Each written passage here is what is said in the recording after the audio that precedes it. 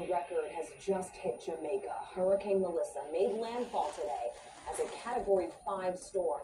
It has sparked floods and wind gusts of up to 185 miles per hour. And this is just the start, as the Prime Minister there says he expects the hurricane to leave catastrophic damage. So here at home, wrong sides with family on the Caribbean island nation have began relief efforts to get support to their loved ones. The original dumpling shop on Baychester Avenue has joined forces with the Jaja Foundation to serve as a hub for supplies to be sent to Jamaica.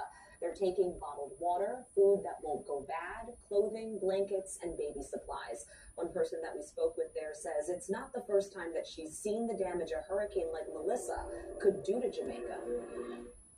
You know, I was there in Jamaica when there was Hurricane Gilbert, so I know what hurricane it was like, and it was very bad things. Right now, the call centers are down.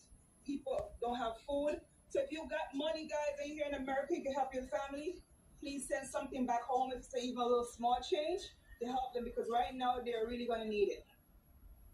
Now, the original dumpling shop says they are planning to take supplies throughout the recovery effort. And if you do plan to send money to other charities to help the victims of this hurricane, make sure you do your homework. State officials say scammers often take advantage of generous acts. So before you donate any money, make sure the charity is legit. Now, we have Hurricane Melissa